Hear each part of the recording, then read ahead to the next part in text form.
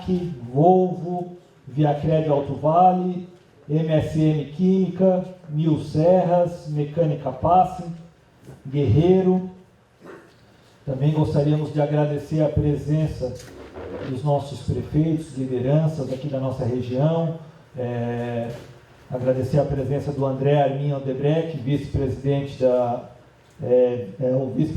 Fiesc, o Lino Roden, vice-presidente para assuntos regionais do Alto Vale da Fiesc, Fabiano Balkman, gerente executivo do SESI, Senai e EL, Sandro Tavares Santos, membro da Fiesc, o Aldo Kessner, secretário executivo da vice-presidência da Fiesc do Alto Vale, Moacir Tempen, secretário executivo do Sindicato das Cerâmicas e dos Contadores, Alex Office, presidente do Sindicato da Madeira, presidente do Sindicato da Mandioca, Solenir Venturi, assessora da deputada Carolina de Tone, Solange Schlichter, ex-prefeita e representando nesse momento o deputado Maurício Skudilac, Manuel Arizoli Pereira, prefeito de Rio do Sul, Beto Tchumi, gerente executivo da AMAV, o Alisson Kufke,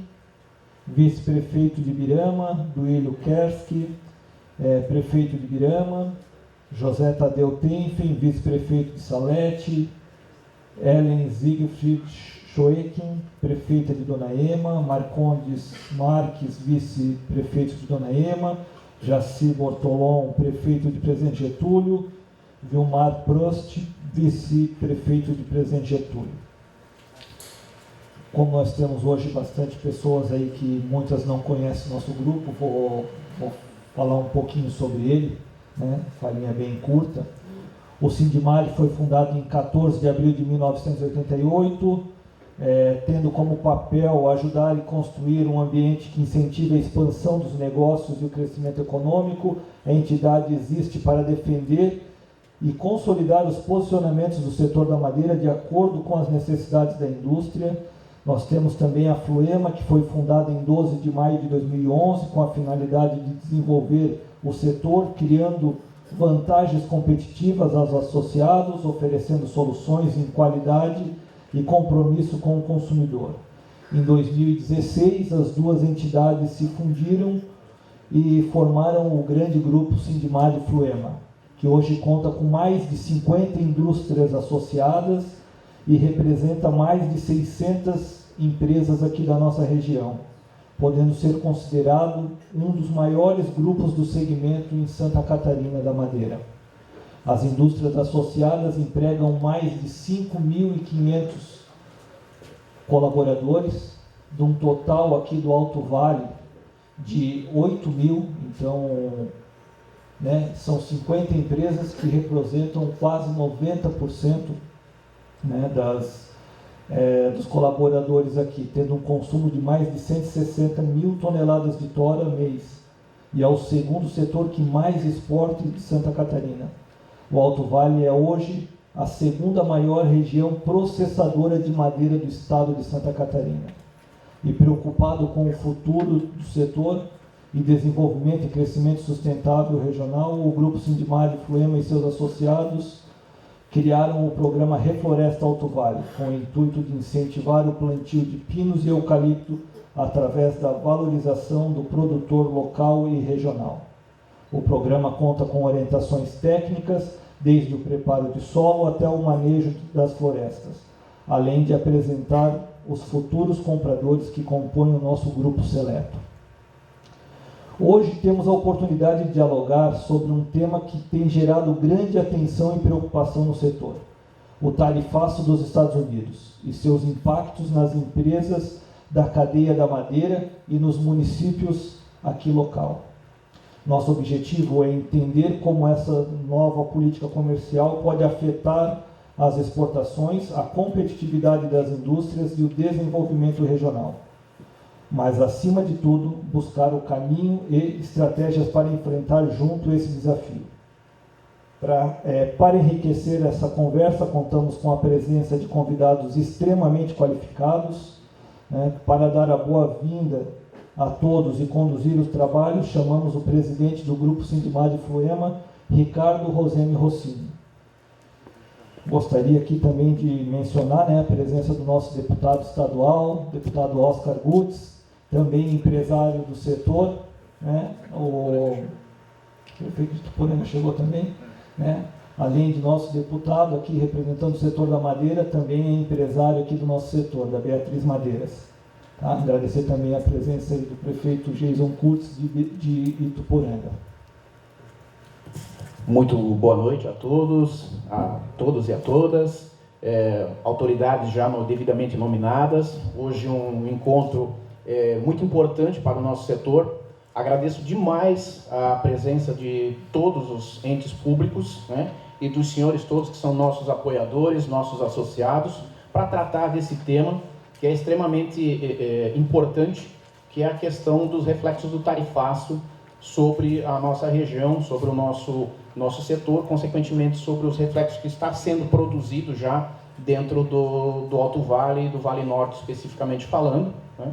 Para isso, quero agradecer mais uma vez a presença de todos e sem muita delonga, eu gostaria de chamar meus parceiros aí que vão nos auxiliar essa noite na conversa. Nós temos aqui o Paulo Pupo, superintendente da ABINCE, o Marcelo, que é economista da Fiesc e que vai nos apoiar pessoalmente aqui. Eu pediria para que o André Odebrecht, vice-presidente da Fiesc, e também o seu Lino Roden, vice-presidente regional da Fiesc, tomassem assento aqui juntamente comigo para a gente poder iniciar os trabalhos dessa noite. Mais uma vez, muito obrigado a todos, espero que sintam-se à vontade, né? E muito obrigado pelo apoio e pela presença de todos.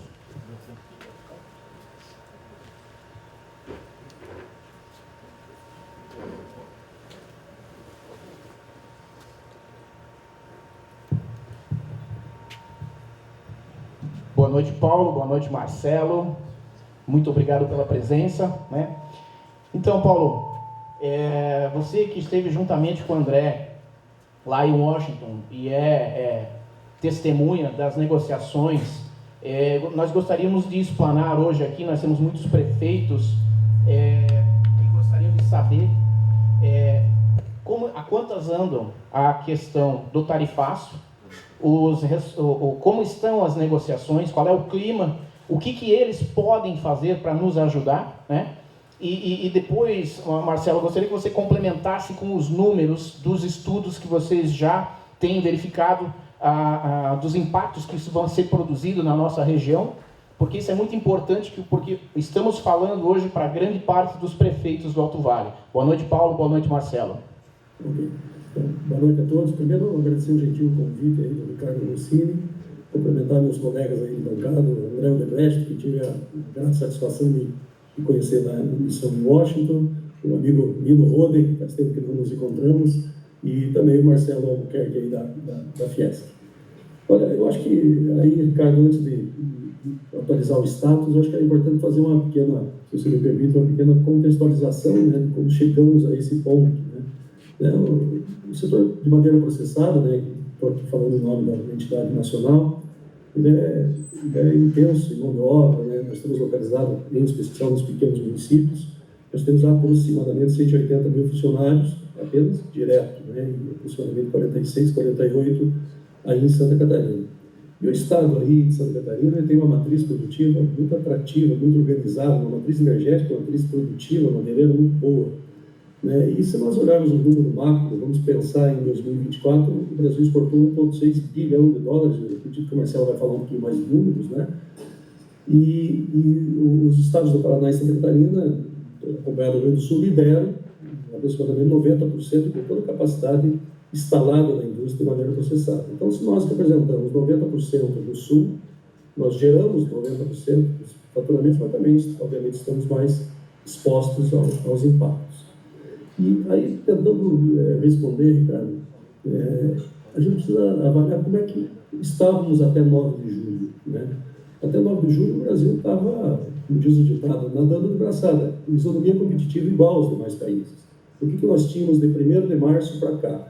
A seção 232, que ela tem princípios técnicos de defesa, que inclusive na terça-feira passada tivemos uma definição parcial do 232, que a gente espera que até amanhã ou sexta-feira seja publicado na aduana americana o regulamento tributário, e nós estávamos no 10%, como todos os nossos vizinhos e praticamente quase uma boa parte do mundo.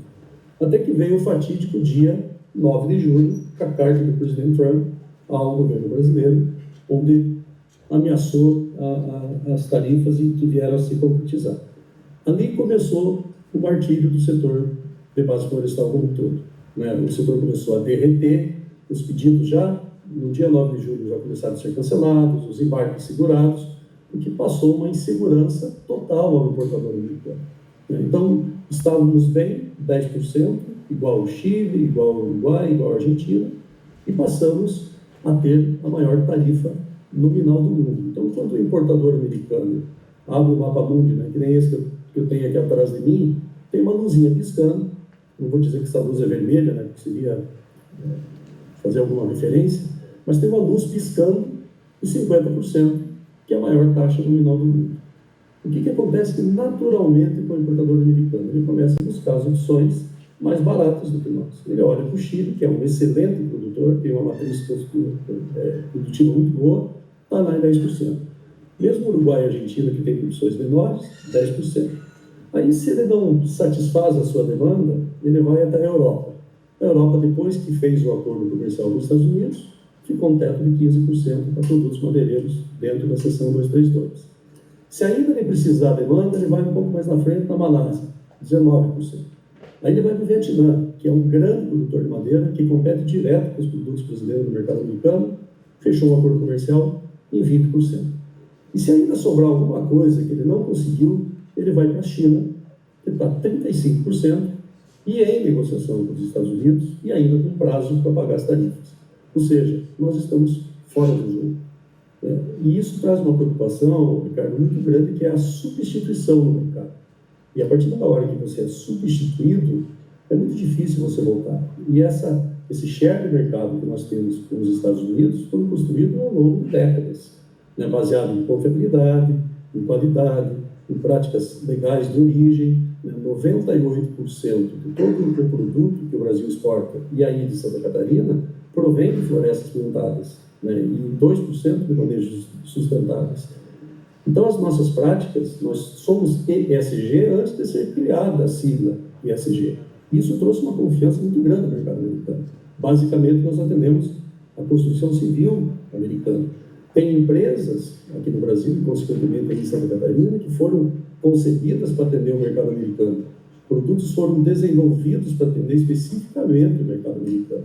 Então, é uma visão muito simplista do governo federal, que começou essa conversa lá em 9 de julho, dizendo, olha, tira a tomada dos Estados Unidos e liga a tomada em outro lugar. Não é tão simples assim. Talvez alguns segmentos, não madeireiros, perecíveis, frutas, peixes, tal, consigam manusear a sua produção, mas a madeira não. Onde tem demanda no mundo, o Brasil já exporta.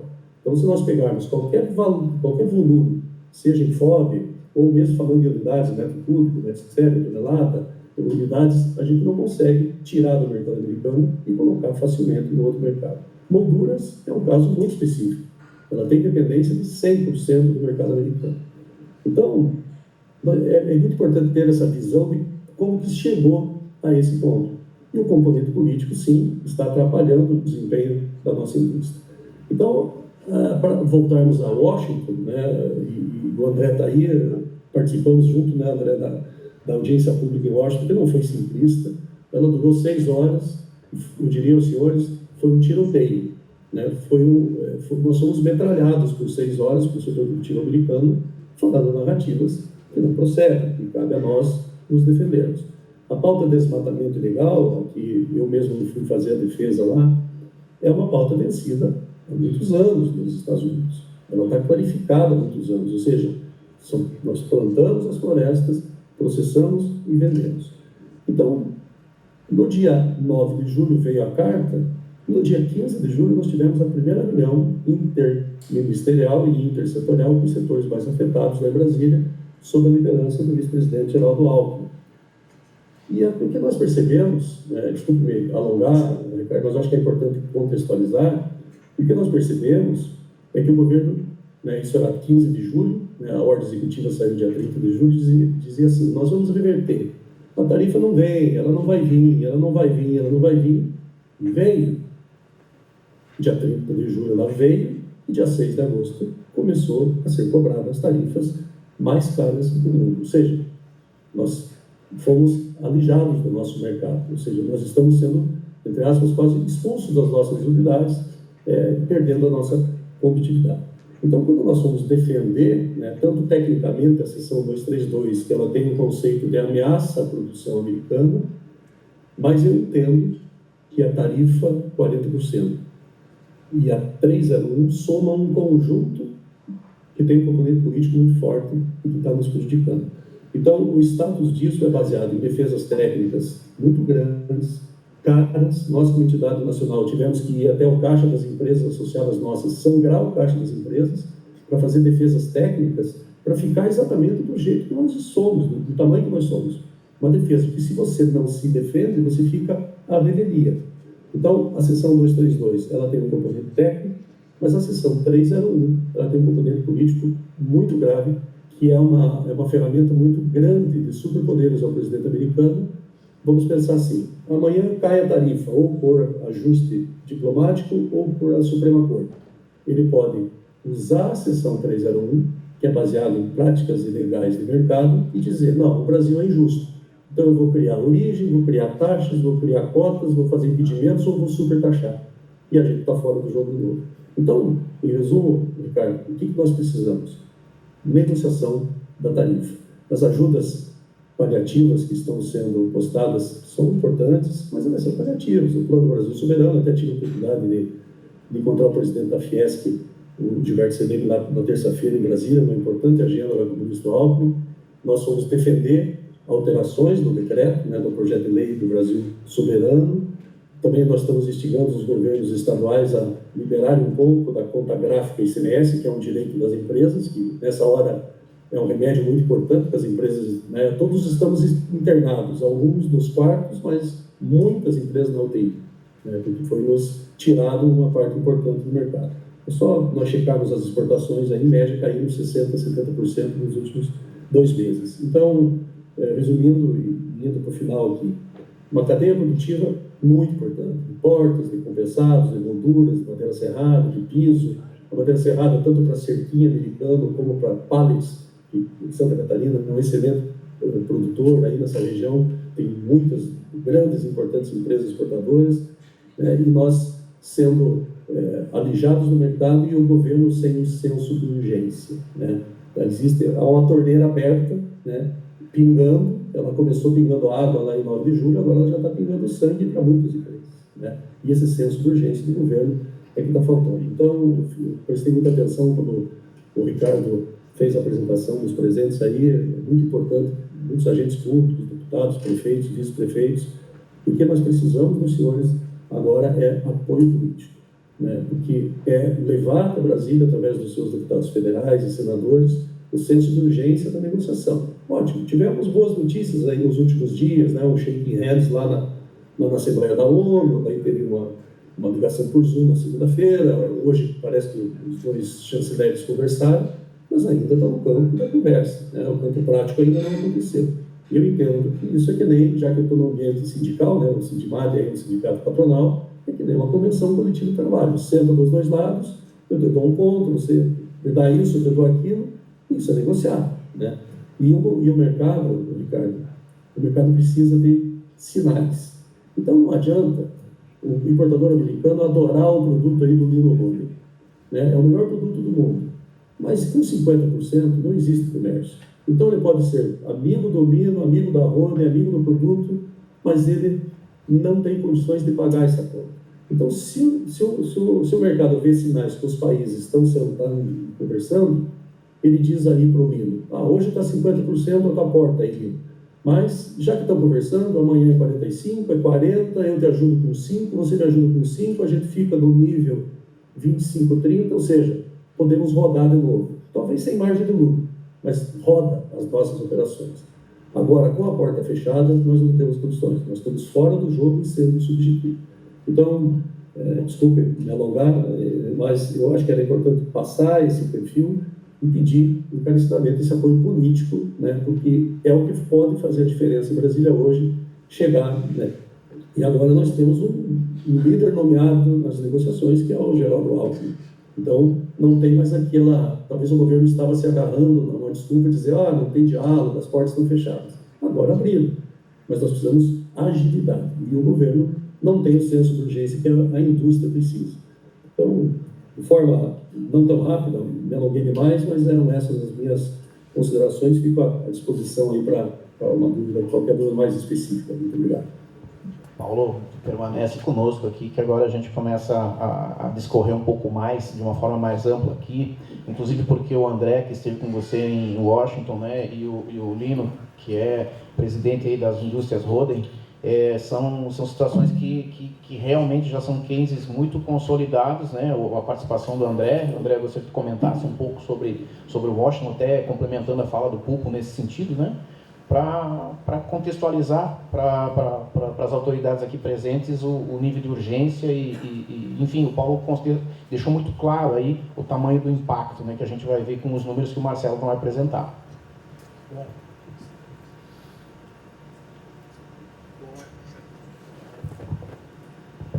Eu queria cumprimentar o Paulo pela brilhante explanação. O Paulo foi um grande parceiro lá em Washington, e muito mais do que isso, conduzindo a BINSE, tem feito isso de maneira muito, muito profissional, e é um relato que eu posso deixar aqui para todo esse público envolvido nesse processo e dentro do setor madeireiro, a importância que é esse trabalho e a importância que faz que faz toda a diferença. Rapidamente, só queria cumprimentar o prefeito Manuel, em nome dele, e todos os prefeitos aqui que estão prestigiando esse momento tão importante, o deputado Oscar, e com isso todos os parlamentares que precisam estar envolvidos nesse processo, pessoas dos nossos sindicatos, o Lino Roden, que é o nosso vice-presidente regional, o Ricardo, que lidera tão bem esse processo aqui do Sindimad, o Alex, o Sandro e o Fábio, que são presidentes aí dos nossos sindicatos patronais e que nos representam tão bem aqui na nossa região.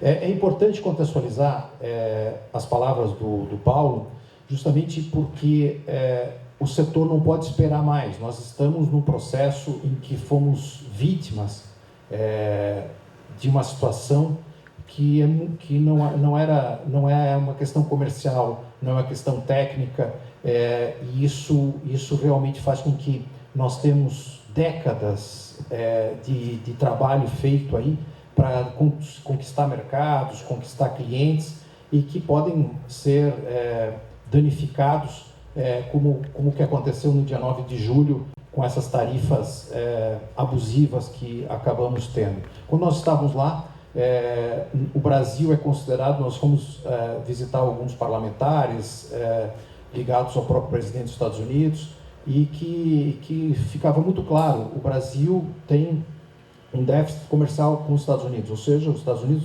vendem mais para cá do que nós para eles. Então não faz sentido técnico nenhum ter uma tarifa maior contra nós, muito pelo contrário.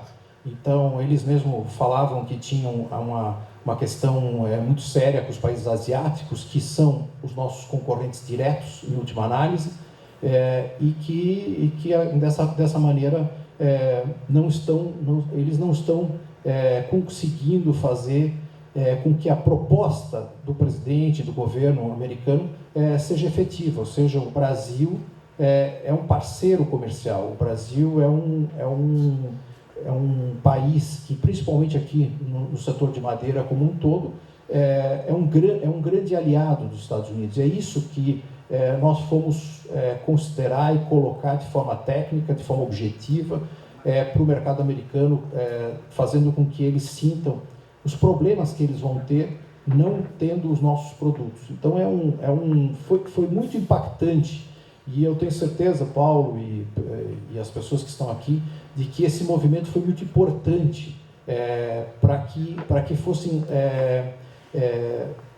conduzidos dados, fatos e movimentos econômicos que façam com que o governo americano também faça tem a necessidade de fazer negociações, de abrir negociações. Evidentemente que a gente lamenta muito a posição do governo brasileiro de ter sido tão negativo em estar conduzindo negociações. Afinal de contas, ele deveria estar defendendo as nossas empresas, os nossos negócios, os nossos empregos, e isso, infelizmente, foi protelado bastante tempo. Agora, como o Paulo colocou, estamos com notícias mais positivas, pelo menos de negociação, que naquele momento, há um mês e pouco atrás, nós não tínhamos. Então, eu acho que nós precisamos realmente fazer esse apelo aos nossos parlamentares, aos nossos governantes, de que estejam envolvidos nesse processo, porque isso vai ter consequências muito mais graves do que aquelas que nós já estamos tendo. Perder clientes é algo muito sério. Reconquistá-los, todo mundo que está no mercado sabe a dificuldade, sabe que depois que um cliente deixa a gente, é algo realmente muito impactante. Então a gente tem que ter realmente um processo bastante importante agora de mobilização. A Fiesc tem feito isso de maneira sequencial, tanto que o próprio presidente Sereni esteve com o Paulo ali em Brasília nessa semana, defendendo mais uma vez e colocando para o vice-presidente Alckmin de que há necessidade absoluta dessa negociação, que essa negociação é realmente a única maneira que pode fazer com que a gente tenha uma solução o mais breve possível. A gente tem uma expectativa positiva, apesar das questões políticas, de que a gente pode ter uma solução menos radical do que essa que nós temos hoje. Então, a gente precisa sair desse aspecto político e entrar num aspecto de negociação. Outro ponto importante, Ricardo, que é importante, que eu queria mencionar, tive a possibilidade de ser testemunha da defesa que o Paulo Pupo fez do setor de madeira na audiência da sessão 301, que é algo realmente muito importante. Muitas vezes a gente, até por desconhecimento, não entende como é importante essa defesa, porque ali é um outro aspecto, além, como ele mesmo colocou, além das tarifas. Eu que participei pela primeira vez, fiquei absurdo. O Paulo já tem uma experiência, até porque parece aquela primeira vez que eu participei de uma negociação com o sindicato laboral, quando eles vêm com aquelas 55 páginas de coisas que são impossíveis de negociar. E foi um bombardeio, como ele falou, algo que é necessário ter uma defesa objetiva, uma defesa técnica, uma defesa jurídica, como foi feito lá, porque foi acusado de desmatamento ilegal, de trabalho infantil, de trabalho escravo, de estarem comprando certificados que quando se prova que tem certificados de qualidade, que esses certificados são frutos de corrupção. Ou seja, é algo realmente muito, muito impactante. Então, o trabalho que foi feito lá, e é importante aqui no setor madeireiro destacar o grande trabalho que o Paulo Pupo fez naquele momento, um momento que eu diria muito sério, você defender na frente de um tribunal todas essas acusações e ter que ponderar e colocar soluções que foram muito bem conduzidas, tanto que a sessão da madeira saiu bastante elogiada, com grande perspectiva de que que essa audiência e as consequências da sessão 301 sejam menores.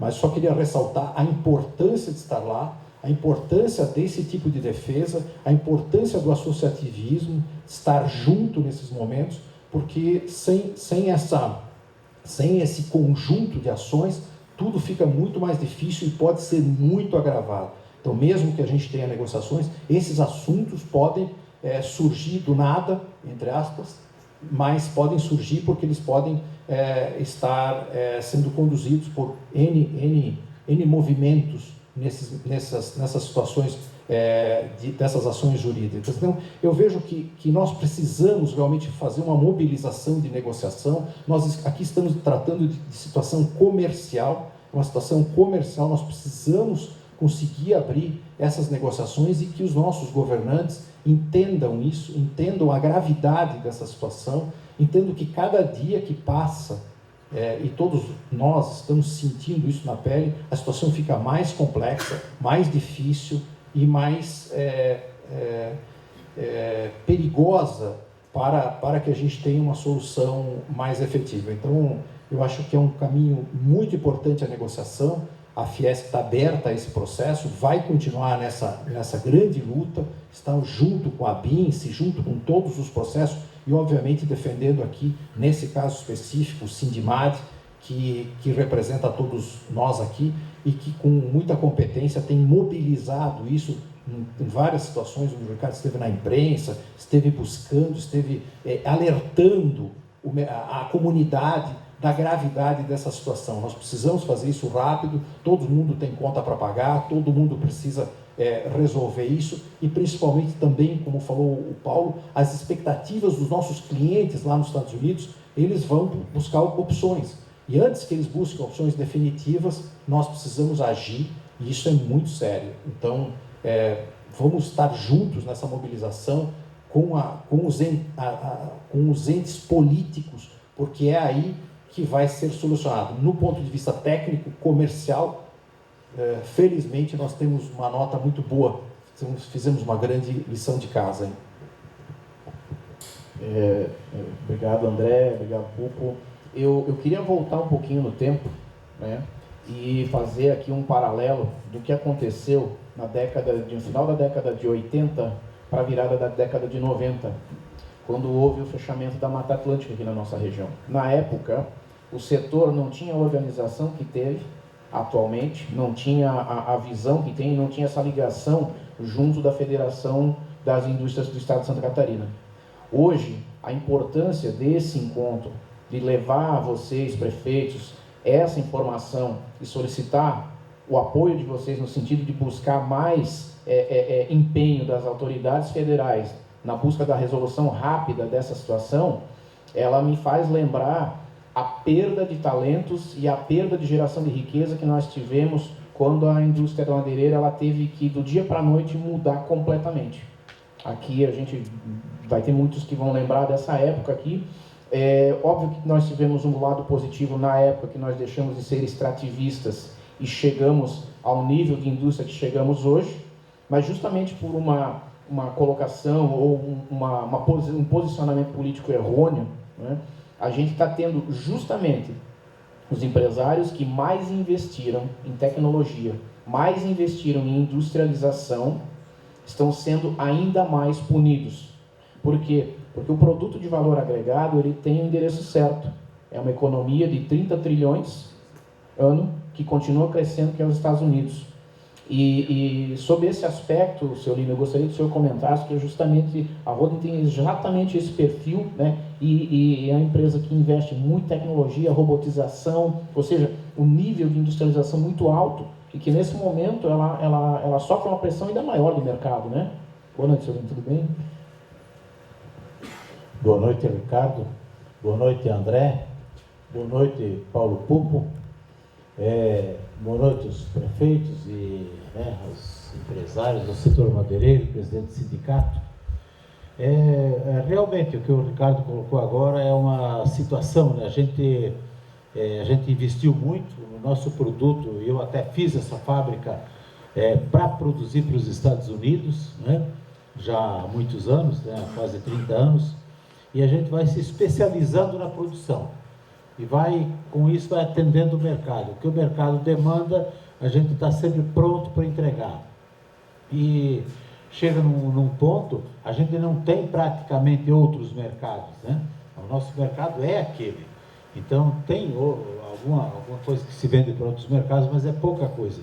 Então, é bastante difícil, né? É um momento crítico e a gente vem vencendo a situação, vamos dizer assim, ou está manejando a situação com descontos, né?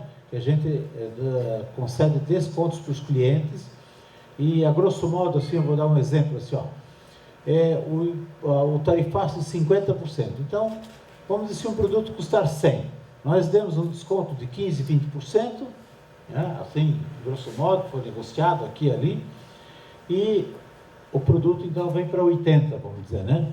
Eles pagando 50% de impostos lá, de tarifaço, vai para 120%. Então, na verdade, aumentou 20%. Mas quem é que consegue trabalhar com 20% de defasagem no preço. Não tem, né? Porque o mercado, a gente tem compromissos e coisas assim, obrigações, então é uma situação bem difícil.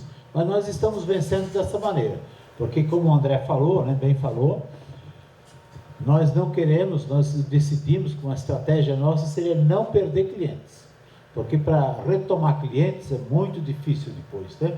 Muitas vezes a gente, para entrar em algumas cadeias de lojas, alguns setores assim, nós demoramos muitos anos, né? Tem clientes de 5, 10 anos tentando vender, até que abre. E agora nós estamos fazendo isso para não fechar, porque se a gente permitisse, né, assim, dissesse, não, eu não vou tomar prejuízo, então não permitir a venda, vamos dizer assim, não entregar para o cliente, ele, no ato ele busca outros fornecedores, né? E há muitos fornecedores do mundo afora aí que estão aptos a entregar. Mas o Brasil tem uma qualidade muito boa de produtos, né? No setor das portas também. Então a nossa região aqui também, Santa Catarina, é um grande fornecedor e a gente quer preservar esse mercado, né, para não perder isso aí, né? Então seria isso, Ricardo. E trazendo ainda, seu Lino, justamente, e é importante nessa questão, senhores prefeitos, que a gente reflita um pouco mais. É justamente no ponto de maior nível de agregação de valor que é mais atingido, porque existe uma facilidade maior de você levar madeira serrada para o mundo inteiro. Agora, quando você passa da linha da serraria, da madeira seca, você passa a industrializar, o volume de compra diminui em muitos países, e é onde acontece o maior nível de agregação de valor, consequentemente, o fato gerador fica maior, ele traz maiores retornos para as cidades, obviamente, né? E é onde se tem o maior nível de empregabilidade e os melhores salários, né, seu Lino? É dali para frente que se eleva o valor da tonelada da transformação, né, seu Lino? Quanto mais especializado o produto, né, mais gente especializada a gente tem que ter e os salários são melhores, né? Então, isso tudo contribui. E nós também decidimos não perder funcionários, né? Então a gente não demitiu ninguém, vai saindo alguns assim, né? Mas nós não demitimos ninguém porque a gente justamente quer preservar a mão de obra. Hoje está difícil, vocês sabem, para todas as empresas, está difícil a questão da mão de obra, né? Em todo o estado. Então a gente também não pode perder funcionários porque a hora que reabria o mercado americano, assim, com as tarifas mais amenas, vamos dizer assim, tarifas mais aceitáveis, daí a gente tem que voltar a produzir, e se a gente demitir, vamos produzir 100 pessoas, não dá para produzir, né? Temos que ter muita gente para produzir, né? Então, essa é a nossa estratégia, vamos dizer assim, né? É o que a gente está fazendo, está buscando. Vocês podem observar que o caso Roden, ele demonstra um esforço muito grande em manter a questão social equilibrada, a questão econômica equilibrada, né, para atravessar um momento. Mas como o Lino mesmo falou, isso não é algo sustentável. Se for fazer conta, para a operação e vai todo mundo para casa, né, seu Lino? Se for fazer conta, tem que ter uma firmeza e tem que enxergar algo além. E é isso que nós estamos buscando junto de vocês. Que vocês consigam, junto do Poder Federal, seja com o seu senador, seja com o seu deputado federal, essa conversa mais próxima, dizendo, vem cá, tem que fazer o homem mexer mais rápido, porque uma cadeia que opera ou com uma margem de contribuição extremamente prejudicada, ou com uma margem muito apertada, ela não vai segurar muito tempo.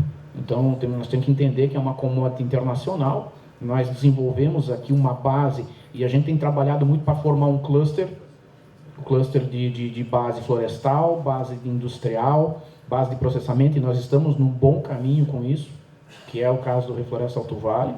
Os níveis de tecnologia das empresas vêm crescendo muito aqui no Alto Vale, mas nós precisamos do apoio dos senhores para que isso seja levado muito a sério e a toque de caixa e de forma emergencial, né, a todo e qualquer deputado federal que vocês tenham contato. É extremamente importante. Nós estamos num trade-off assim, histórico para a indústria madeireira. E quero agradecer, aproveitando esse trade-off em tempo, ao Beto, ao Manuel, por ter colocado a estrutura da AMAV, né, tão eficientemente em apoiar essa iniciativa de hoje. Muito obrigado a vocês. Marcelo. Ricardo, se você me permite, claro, é que realmente eu preciso sair do encontro aqui agora às 20 horas, porque tem uma reunião, inclusive, com o Corpo Jurídico dos Estados Unidos agora. Eu queria só reforçar esse apoio. Nós ganhamos 2 apoios importantes na Frente Parlamentar do Agronegócio, a FPA, que é a maior frente parlamentar, e também da FPE. Né? E eu queria parabenizar aí a Fiesc, porque vocês estão muito bem representados. Né? Pude presenciar em loco a competência do André, e o Gilberto Silveira já é um amigo de longa data. Ficamos muito satisfeitos aqui em nível nacional de um empresário do setor madeireiro assumir a Fiesc. Né? A importância que tem os dados aí, que eu tenho certeza que o Marcelo vai trazer a vocês, é realmente um trabalho de união, e eu entendo que esse apoio das 2 frentes parlamentares importantes, e eu tenho certeza que tem bons deputados federais de Santa Catarina nessas comissões, eu não saberia nominá-los, mas são listagens públicas. Eu acho que é importante os senhores prefeitos e vice-prefeitos levarem esse documento. Nós vamos disponibilizar, Ricardo, acho que eu falei até máximo segunda-feira aí para o CIDMAD, os números do setor, os impactos, e reforçando o apoio importante aí. Peço realmente muito desculpas, mas era uma reunião que já estava agendada aí com a bancada jurídica nossa agora às 8 horas, lá no horário americano. Então, peço desculpas e interromper, mas tenho que me ausentar. Muito obrigado pela oportunidade. Que é isso, Paulo. Sinta-se em casa. Muito obrigado pela contribuição aí e até mais. Até logo, pessoal. Marcelo, eu gostaria que, a partir de agora, estamos sobre o teu comando aí, e nós gostaríamos que você contribuísse com os números e com estudos que já foram feitos aí das projeções de impactos e, enfim, somos todos seus. Boa noite, pessoal. Obrigado a todos aí pelo convite. Boa noite, André. Vocês estão vendo minha tela? Só para dar um ok aqui. Perfeito. Bom, eu trouxe alguns números para a gente conseguir entender um pouco de como que a nossa relação comercial com os Estados Unidos, né, ela é extremamente relevante do ponto de vista econômico para Santa Catarina, mas também do ponto de vista da nossa trajetória de competitividade industrial, já que Santa Catarina, ao longo dos anos, vem se destacando fortemente na capacidade de agregar valor durante o nosso processo produtivo. Não por acaso, como o próprio André muito bem comentou, né? Nós importamos muitos produtos nos quais transformamos eles, geramos valor dentro da nossa indústria e exportamos aí, né, o produto com uma maior agregação de valor para várias cadeias que acessam a mercados bem competitivos, como um deles sendo o dos Estados Unidos. Para título só de conhecimento, o Brasil ele acabou exportando no ano passado cerca de 40 bi de dólares aos Estados Unidos. Né? Santa Catarina é o 6º estado mais exportador para os Estados Unidos, mostrando a nossa relevância econômica também para a economia norte-americana nesse aspecto. Hoje, inclusive, quando a gente olha, por exemplo, o total das nossas exportações, quase 15% são destinados ao mercado norte-americano, né? O Estado aí tem uma das maiores participações dos Estados Unidos na nossa pauta exportadora, né, mostrando também não só a competitividade dos nossos produtos, das nossas indústrias, mas também toda essa capacidade de relacionamento comercial que o setor produtivo do Estado possui. Bom, a nossa trajetória na relação comercial ela é uma trajetória ascendente quando a gente considera aí todos esses últimos 20, 25 anos. Né? Santa Catarina, considerando os dados fechados aí do ano passado, né, trabalhando com um cenário até um pouco mais conservador, antes do cenário tarifário, estava projetando para uma manutenção do ciclo de 1,7 bilhões de exportação para os Estados Unidos nesse ano, né, mantendo a percentual próximo aí dos 15% de parcela entre os principais destinos das nossas exportações. O ponto-chave é que quando a gente vê um pouco já esse efeito tarifaço nas nossas exportações, né, a gente já consegue ver nesse gráfico à esquerda que eu estou trazendo para vocês, que é a janela móvel de 12 meses de tudo que é exportado aos Estados Unidos, a gente já consegue ver uma queda um pouco mais abrupta de curto prazo, alcançando o que o próprio Paulo comentou, né, cerca de 1,6 bi de exportação aos Estados Unidos. Agora, o mais curioso, né, e aí eu acho que a fala do Lino ela acaba sendo bem importante, porque retrata um pouco esse número que nós estamos trazendo para vocês. Quando a gente vê a evolução do preço do dólar exportado por quilo, né, de Santa Catarina aos Estados Unidos, a gente já consegue ver nesses últimos meses, aí, especialmente nos últimos 3 meses, uma retração nesse indicador, mostrando aí que parte dos nossos produtos exportados podem estar recebendo uma pressão de preço, né, afetando um pouco a margem de algumas indústrias para manter exatamente esse relacionamento comercial. Inclusive, né, nesses últimos 2 meses, né, a gente teve as principais quedas nas exportações, quando a gente considera a janela interanual, né, ou seja, quando comparamos o que nós exportamos em agosto desse ano, comparado ao agosto do ano passado, a queda é cerca de 20%, né, e já em setembro, né, uma queda mais forte ainda, beirando aí quase 55% de queda comparado ao mesmo mês do ano anterior, né, mostrando já esses impactos imediatos nas relações comerciais com os Estados Unidos.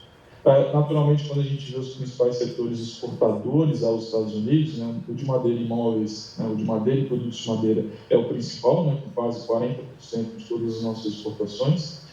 Imóveis tem uma representatividade aí, de quase 7%, né, mas em grande medida essas 2 cadeias aí representam quase a metade de tudo que é exportado aos Estados Unidos.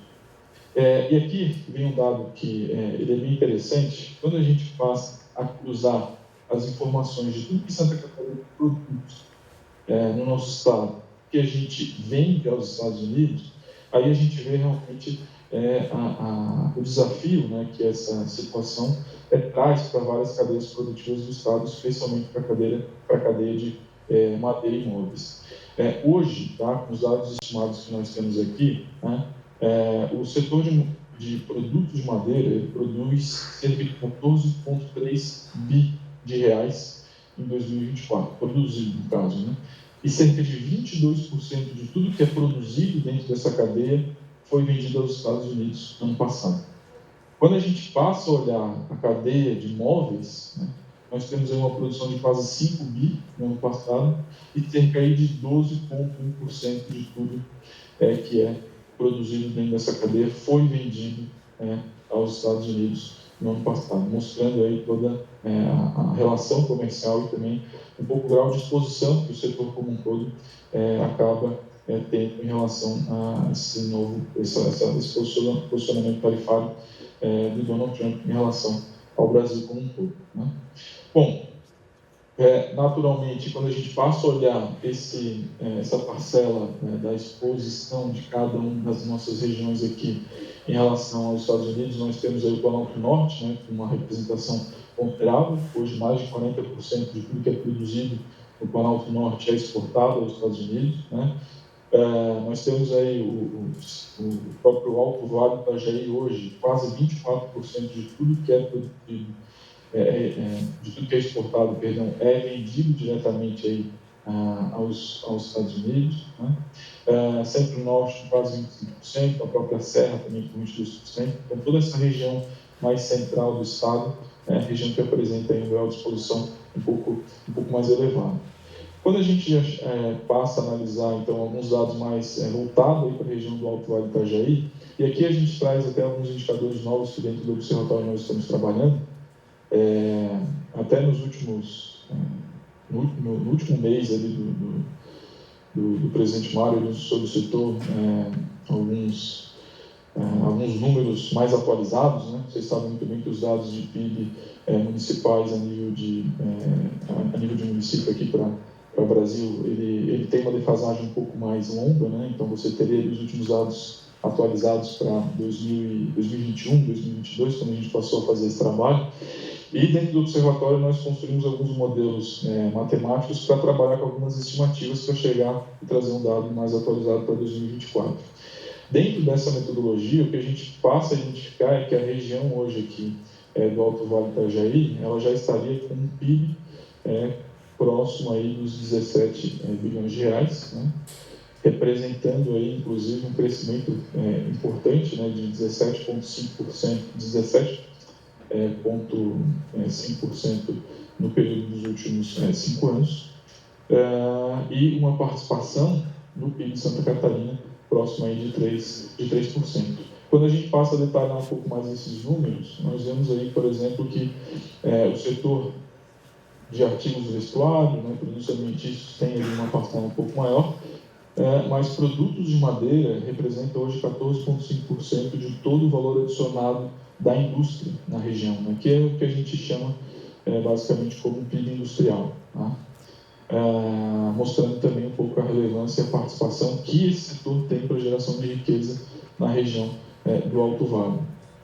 Bom, quando a gente passa a identificar já um pouco de impacto imediato na geração de empregos na região, né, a gente já consegue ver, por exemplo, que embora alguns municípios, como por exemplo a Gorolândia, né, tem mostrado aí um resultado mais forte em relação à geração de empregos nos últimos 12 meses, mas a gente tem já os dados atualizados, olhando o impacto negativo que o tarifaço tem trazido para a geração de emprego, são os dados do CAGED, para o setor de madeira e imóveis, né? Ao passo em que, quando a gente vê então o resultado da janela dos últimos 12 meses, a gente já passa a ter um resultado negativo para produtos de madeira e de imóveis, fechando aí o número de postos de trabalhos de 125 nesses últimos 12 meses. Lógico que quando a gente vê essa histórica mês a mês, nós temos aí um resultado negativo, especialmente nos últimos 3 meses, registrando um pouco aí essa restrição em relação ao mercado internacional e já alguns impactos, inclusive, na geração de renda e riqueza na região. Quando a gente passa também a trabalhar com alguns números voltados aqui para as exportações aos Estados Unidos, olhando especificamente para a vice-presidência, né? Entre janeiro e setembro desse ano, comparado com o mesmo período do ano passado, nós já temos aí uma queda de quase 21% em tudo que é exportado dentro da região, tá? Obras de carpintaria para construção apresentam uma queda de 30%, né? Foi um dos produtos mais impactados. Madeira compensada teve uma queda de 16% nesse período de janeiro e setembro de 2025 versus ano passado. Madeira serrada, por exemplo, foi um dos que mais também mostrou queda de 36,1%. Né? Pulando aqui para caixas de madeira, que caiu quase 31%, mas teve impacto negativo nesse período em relação às nossas exportações, especialmente madeira em forma com queda de quase 70,9% em relação ao mesmo período do ano passado. Quando a gente procura olhar um pouco mais os dados ali por municípios, né, aí a gente já vê também esse cenário pautado um pouco mais em relação à estrutura produtiva de cada um desses municípios, né. O município de Salete, por exemplo, teve uma queda de 30% em relação às exportações para os Estados Unidos, né. Presidente Getúlio, queda de praticamente 19%, né, também no mesmo período aqui de análise. Pouso Redondo também aqui teve uma maior queda de quase 46% no período de análise, né, mostrando já um pouco aí o impacto que a gente tem observado em relação a essa relação comercial. Mas, aqui dentro do observatório, nós temos trabalhado muito para procurar trazer algumas respostas com mais dados, com mais análise, né? E eu estou até trazendo aqui para vocês um exemplo específico do que nós estamos desenvolvendo, né? Até vai ter um evento posteriormente na academia que vai envolver um pouco mais esse tema também do tarifaço, mas aqui a gente procurou analisar a seguinte questão: quais mercados alternativos poderiam surgir dentro desse contexto do tarifaço para alguns produtos específicos que são exportados aí da região, né? Nós analisamos aqui especificamente o próprio segmento, o próprio produto de portas e de forma geral, né, com SHC de 44, 18 e 29. Né? E a partir daqui a gente selecionou, analisou o mercado internacional como um todo para identificar quais países mais importam esse NCM, esse SH6, do mundo como um todo. Ou seja, os Estados Unidos hoje é o principal comprador desse produto. Ele importa aí cerca de 1,1 bi. Tá? e vem inclusive mostrando para a gente uma taxa de crescimento anual nos últimos 5 anos de 6,9% ao ano. Ou seja, além de ele ser o maior player nesse produto, ele ainda vem crescendo a quase 7% ao ano a compra desses produtos importados de vários lugares do mundo. Tá? Quando a gente passa a olhar essa mesma análise para os outros países, aí fica interessante para a gente ver, por exemplo, como que está o tamanho de mercado para outros países, mas também ver o crescimento desse mercado nos últimos 5 anos. O Canadá, por exemplo, que é o terceiro país mais importador, ele registrou aí uma taxa de crescimento de quase 10% ao ano nesses últimos 5 anos. Né? O Reino Unido, embora tenha uma parcela de mercado importante aqui, mas a taxa de crescimento já é um pouco mais estável, com 7% ao ano. Noruega, que também nos chamou bastante a atenção quando foi olhar esses números, um mercado, quarto maior mercado consumidor do ponto de vista da importação desses produtos, mas mostra uma estabilidade, ou seja, não expandiu muito a compra desses produtos importados. A França, um crescimento aí de 3,2% ao ano nesses últimos 5 anos. Eu acho que o destaque também trazer um pouco mais aqui, até para também não alongar muito, mas a Dinamarca, que mostrou aí um crescimento importante de uma taxa de crescimento de 8,1% ao ano da compra de portas de forma geral, que seria esse SH6 44, 18, 29. O que é o bacana também de falar para vocês, que aqui dentro do observatório nós conseguimos ver um pouco esses números para todos os SH6 que tem listados, então é um número interessante só para entender um pouco o mercado internacional e possibilita, na medida em que cada empresa tem a sua estratégia, tem o seu planejamento de curto, médio e longo prazo, a considerar um pouco essas informações na hora que for aí, por exemplo, procurar aumentar a sua diversidade em outros territórios internacionais, ou até mesmo também para entender um pouco em relação a como está o mercado consumidor desses países.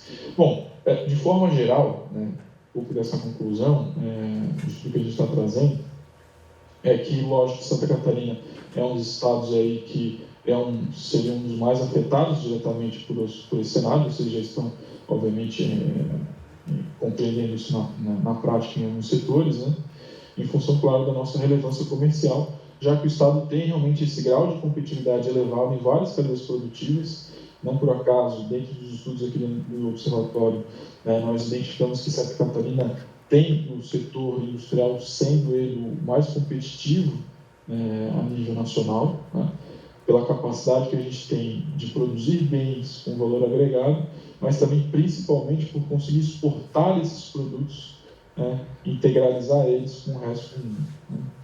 E regionalmente falando, a gente tem realmente tanto a região do Planalto Norte, Vale do Itajaí, Vale do Rio Itapucu, Centro-Norte, o Alto Vale do Itajaí como sendo aí as regiões, olhando para as vice-presidências da Fiesc, claro, tendo aí um grau de exposição um pouco mais elevado em relação às diferentes cadeias produtivas, o que a gente vê é que dentro do Alto Vale, que os impactos devem ser mais relevantes, sobretudo por conta da composição do setor produtivo, em especial o setor produtivo de consumidor, pautado principalmente pela cadeia de madeira e imóveis. Então, setores aí que teriam um grau de diversificação um pouco maior, as empresas que tenham aí um grau de diversificação um pouco maior, elas devem ser aí, sofrer menos dificuldades dentro desse contexto. E mais do que nunca, continuar acompanhando parte dessas informações, desses números, e lógico, esperar quais seriam esses desdobramentos recentes que nós tivemos ao longo dessa semana em relação a essa possível aproximação para um diálogo mais equilibrado, levando em consideração toda a relevância econômica e da parceria econômica que o Brasil, Santa Catarina e os Estados Unidos têm, podem aí nos trazer novas atualizações em relação a esse cenário. E era isso, pessoal. Marcelo, muito obrigado pelas suas considerações.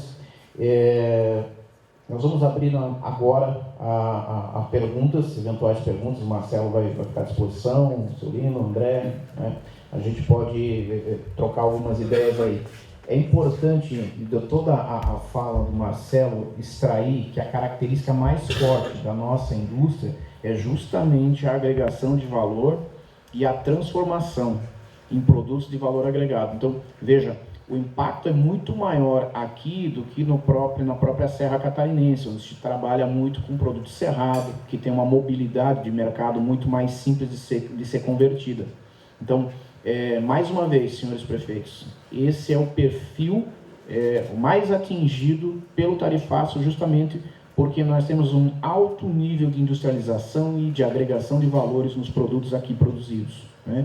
A gente tem alguns casos aqui, a gente trouxe hoje o seu Lino para mais emblemático, mas nós temos muitos casos, é a vocação do Alto Vale, a transformação da madeira em produtos de valores agregados, e por isso, senhores, que nós pedimos mais uma vez o empenho de vocês nessa resolução. Hoje é uma situação pontual, aparentemente, do setor da madeira, que ela pode se alastrar, justamente porque o setor da madeira ele tem uma interconexão com outros setores, com setores da cerâmica, com setores do vestuário, da tinturaria, que são afetados principalmente na questão de combustíveis. Veja bem que a produção de pellets está com um preço assim, extremamente interessante para a Europa, no entanto, eles também estão sofrendo porque não existe o farelo num volume desejado para estar fazendo pellet agora, então está se perdendo uma oportunidade de mercado também. Gostaria de deixar aberto então para algumas perguntas, senhores, senhoras, nós ficamos à disposição. Marcelo, por favor, permaneça conosco aí mais um pouquinho, por gentileza.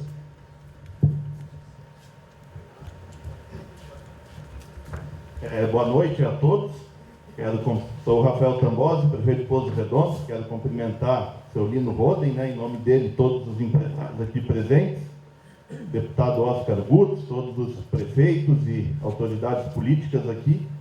Essa reunião hoje, seu Lino, ela é importante, né, para a gente fazer um diagnóstico da situação, mas a verdadeira origem desse problema que a gente está vivendo, que Pouso Redondo está vivendo, né, como mostrou ali o colega no gráfico, 42% a menos de exportação em Pouso Redondo para os Estados Unidos nesse ano, a origem do problema a gente não trouxe aqui, que é a atuação do Eduardo Bolsonaro nos Estados Unidos. A questão política que está ligada a esse tarifaço no Brasil é a atuação dele nos bastidores da política americana. Isso é nítido. O americano, eu tive, mês de julho, nos Estados Unidos, estive em Washington, visitei lá o Capitólio, passei lá no National Mall, onde é que fica a Câmara de Comércio Exterior. O americano ele não tem nada contra o Brasil, nada. O americano compra o produto madeireiro do Brasil e aqui do Alto Vale por causa da qualidade do produto que o senhor usa, por causa do preço que é competitivo. E ele ia continuar comprando. Ele agora deixa de comprar porque com 50% de taxa é inviável. O produto brasileiro não tem como competir com os concorrentes com 50% de taxa.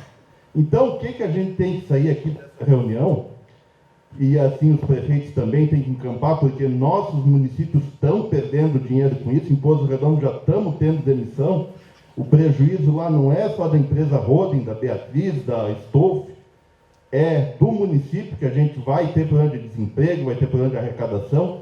A gente tem que começar a cobrar uma postura dos nossos políticos aqui, que tem que começar a peitar a família Bolsonaro. O PL aqui em Santa Catarina, eu sou PL, eu sou anti-PT, eu nunca votei no PT, eu administro a Prefeitura de Pouso Redondo de uma forma bem diferente do que é a metodologia que o PT administra o país. Mas a gente não pode ser conivente com o que está acontecendo, que a gente tem praticamente, como Nero tacou fogo em Roma, a gente está com o Eduardo Bolsonaro fazendo isso, boicotando a nossa pauta de exportação. A economia ela não pode ser prejudicada pela política. Nunca. Nenhum país, os políticos, pode rasgar o dinheiro da classe empresária e colocar emprego e renda em risco. E é isso que está acontecendo. Então, acho que o que tem que sair daqui muito claro hoje é um movimento, e eu falo como prefeito do PL, que a gente tem que cobrar nossas lideranças, nosso governador, ele é influente, ele tem acesso direto com o ex-presidente Bolsonaro, com a família Bolsonaro, de mandar o Eduardo parar de fazer essas folias lá nos Estados Unidos. Isso tudo começou com essa origem, a verdade é essa. Então era isso só que eu queria deixar claro aqui, o meu ponto de vista, né, do que a gente tem que fazer, porque a gente já está pagando caro por isso. A nossa região já está pagando caro e já está sofrendo por isso. Desculpa a forma clara, objetiva, né? Não sou um político de meias palavras, mas o que está acontecendo é isso. A gente tem que ter essa atuação mais direta, porque o Brasil está sendo prejudicado, Pouso Redondo está sendo prejudicado.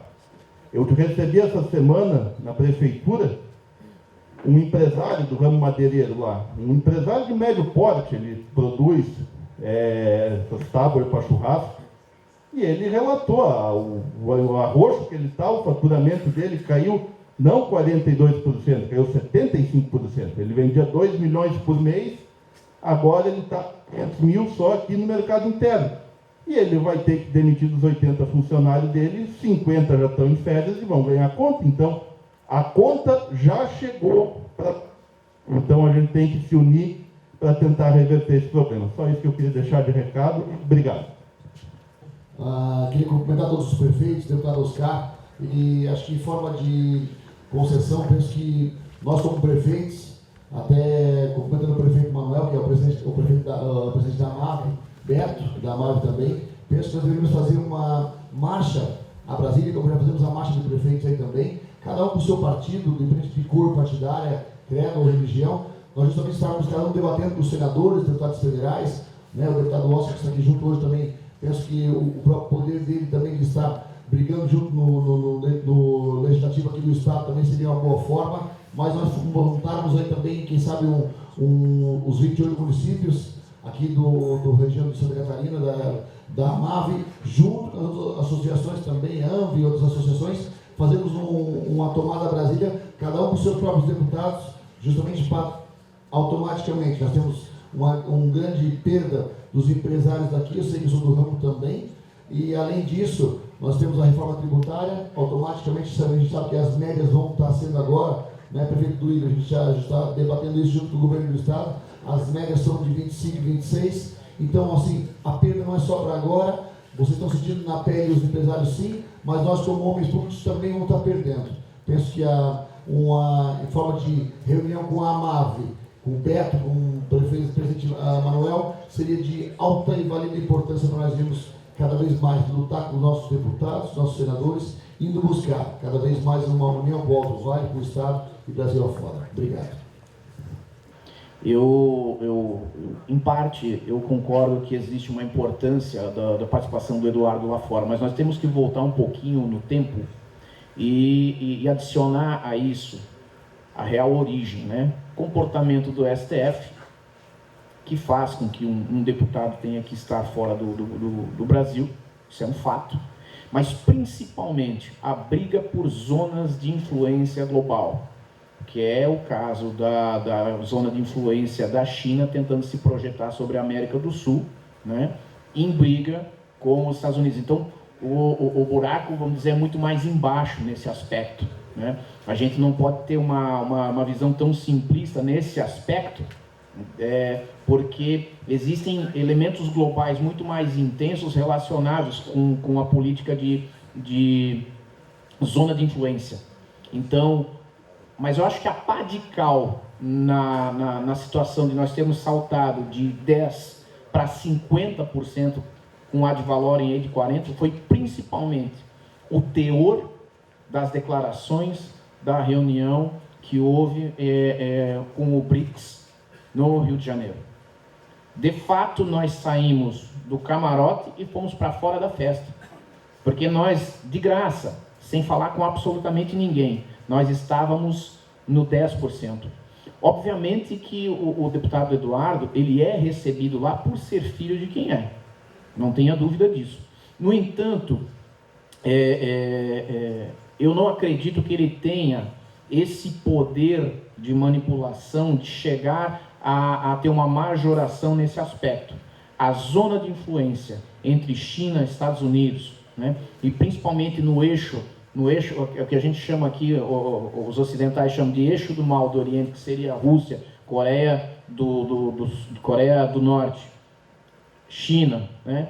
Essas economias que têm uma visão um pouco mais diferenciada da nossa, não vamos nem falar de esquerda e direita, mas que tem uma outra visão de mundo, que tem consequências já provocadas pela aproximação da OTAN nas fronteiras com a Rússia, né? isso acaba refletindo na questão de zona de influência. Então, a gente não pode ter uma visão simplista nesse sentido. Eu estou ampliando um pouco a visão, né? Agradecendo os teus comentários, mas é que realmente a questão de política internacional ela é muito mais complexa do que a gente consegue analisar num primeiro momento.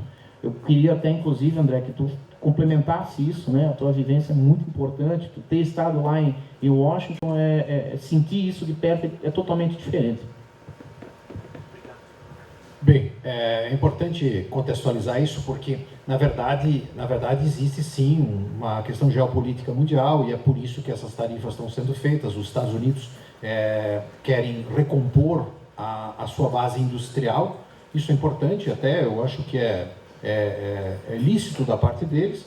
O Brasil é um dos 3 países mais amigos em relação à questão de superávit americano. Eles até falavam isso. Austrália, Reino Unido e Brasil não deveriam ter nem tarifas, ou seja, essa questão é muito importante. Só para contextualizar algumas situações, para cada 1 bilhão de perda de exportação que nós temos no Brasil, isso significa perder 24 mil empregos e que geram mais ou menos 680 milhões de salários. Os Estados Unidos têm 4,5% da população mundial e movimentam 30% do comércio mundial, ou seja, quase 1/3. Então, a substituição, né, que o Marcelo aqui muito bem colocou, e também chamando a atenção, o Marcelo representa o observatório da Fiesc, onde tem dados como esses que ele apresentou e muitos outros que as prefeituras podiam usar, até o prefeito Manuel conhece, mas a MAVE poderia fazer uso disso frequentemente, no sentido de visitas e para até abrindo esse parênteses aí dessa promoção, para que a gente possa, né, Marcelo, divulgar isso, estar mais próximo desses números, para que também, quando forem falar com deputados federais, com interlocutores federais, que a gente tenha dados de Santa Catarina e principalmente da nossa região. Felizmente deu alguns números também positivos, que estamos crescendo antes do tarifaço, isso é muito importante. De qualquer forma, a questão, Ricardo, geopolítica é muito importante. Os americanos realmente se sentiram ameaçados com a questão dos BRICS, e a questão política não foi boa de nenhum dos lados. É verdade, infelizmente a questão política atrapalhou, primeiro na origem e depois na condução de uma solução. Então o que a gente está colocando aqui, o Pupo colocou isso com uma clareza muito grande, é a necessidade da negociação. Nós precisamos negociar, porque senão nós vamos ser atingidos, já estamos sendo atingidos e vamos sofrer consequências gravíssimas disso. Então nós precisamos negociar. É algo que, se é merecido, se não é merecido, agora nós precisamos entrar num processo de negociação para acertar isso. Eu, quando estive em Washington, infelizmente vi uma inércia da questão brasileira, ou seja, o governo federal se aproveitando dessa situação, no sentido de resultado político, e simplesmente nós fomos na embaixada do Brasil, e havia simplesmente, nós não temos nada que conversar hoje e tal, não sei, não conheço. Isso foi uma sensação muito ruim que eu tive, no sentido de assim, nós deixa essa situação piorar. Em resumo, o que não pode acontecer, felizmente nos últimos dias, movido por dados, movido por processos econômicos, e aí tirando a política fora, ou menos presente, nós temos tido movimentos positivos, que não são conclusivos, que não tem como a gente definir conclusão, mas tem grande possibilidade de, com conversas, até porque nós, de novo, nós não merecemos isso, a nossa balança comercial é pró-Estados Unidos, então só faz bem eles terem os nossos produtos, tudo que nós produzimos, e aqui o setor de madeira é muito importante. Essa cadeia, ela não pode ser quebrada, e por isso que eu fico muito contente com a mobilização, com tanta presença dos prefeitos e da conscientização de que isso é um problema, de que isso, em sendo resolvido com mais tempo, vai ter um agravamento muito grande. Os números aqui que foram apresentados, usando o exemplo de Poço Redondo, são gravíssimos. Os números percentuais relatam um momento muito complexo. Então, negociação e negociação. Nós precisamos entrar num processo de negociação e é isso que a gente tem que levar adiante. Eu acho que esse é um grande propósito aqui que o Ricardo promoveu esse momento, no sentido de conscientizar a todos que precisamos conscientizar aos nossos pares de que precisamos negociar, precisamos aliviar as tensões para que a gente possa chegar numa solução mais positiva. Meu amigo deputado Oscar já está com o microfone de posse aí. Por favor, faça uso da palavra. Então, primeiro, cumprimentar Ricardo, cumprimentar meu colega, amigo, vizinho Lino, nosso André, muito feliz por você ser vice-presidente hoje. A gente tem representante do Rio Grande do Sul no estado que é daqui da nossa região. Cumprimentar a todos os prefeitos, vice-prefeitos, o pessoal do sindicato, todas as pessoas que estão aqui, os madeireiros, principalmente da nossa área. Logo quando deu, o Ricardo veio em busca de ajuda e a gente foi falar com o governador justamente por causa do CREC-CMS, né, Ricardo? Então, para ajudar, junto com o Cleber, e alguma coisa vai acontecer. Tá?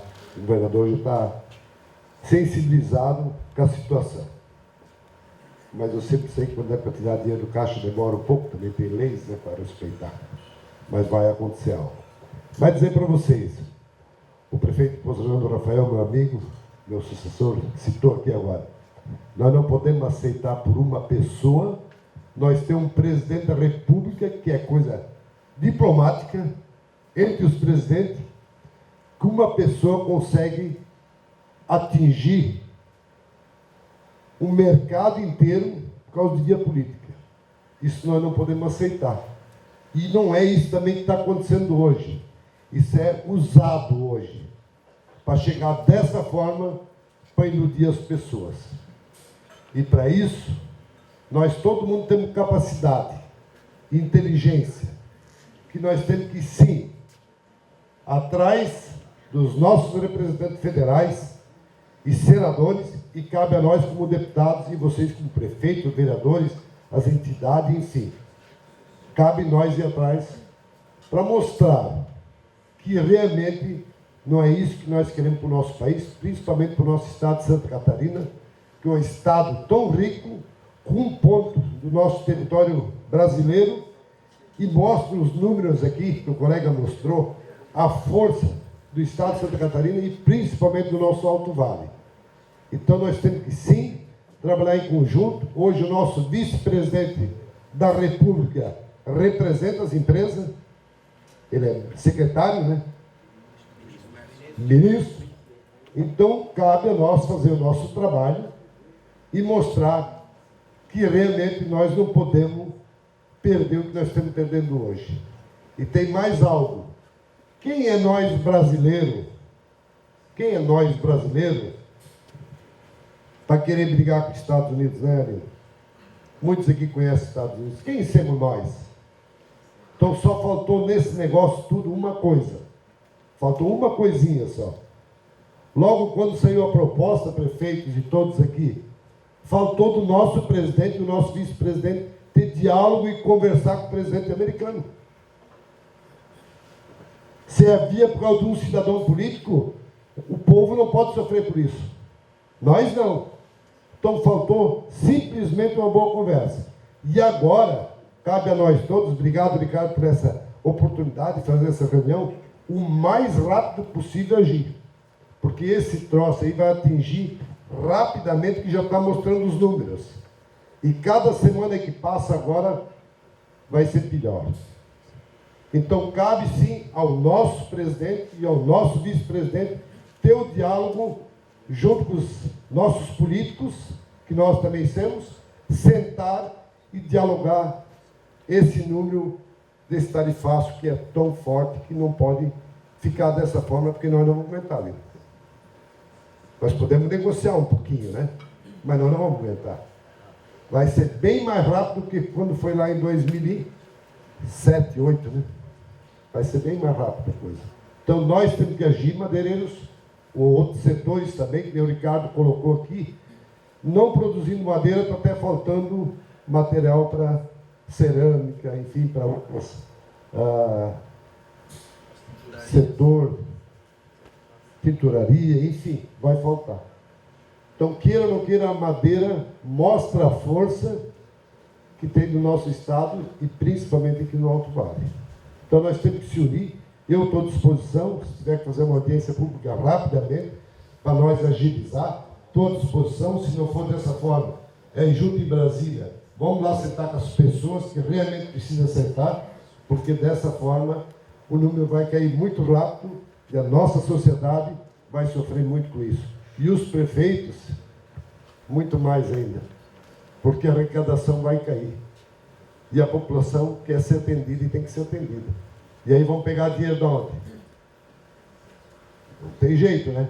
Então nós temos que se mexer quanto mais rápido possível e estou à disposição a todos que precisam da gente. Obrigado, um grande abraço. Pessoal, este é um evento organizado pelo Grupo Sindimar e Floema, que representa as indústrias de madeira do Alto Vale, extremamente e altamente impactado pelo tarifaço nos Estados Unidos. No entanto, todas as indústrias exportadoras do nosso estado e do Brasil inteiro, né, elas estão afetadas de uma forma muito intensa. A indústria de madeira trouxe os números para vocês, mas não pensem que o tarifaço que vai impactar a arrecadação dos municípios de cada um dos senhores para no setor da madeira. Ela se amplifica na interconexão do setor da madeira com os seus próximos, mas também com o setor metal mecânico, setor agrário. Todo e qualquer produto que vá para os Estados Unidos está intimamente e altamente afetado. Então, essa ligação que vocês vão fazer para cada um dos senadores, para cada um dos deputados, que os senhores têm conexão, ela não se restringe unicamente a atender um pleito do setor madeireiro. Nós trouxemos os números, mas o impacto é muito maior do que isso aqui. Mais uma vez, muito obrigado pela presença de todos e em breve será servido o nosso jantar.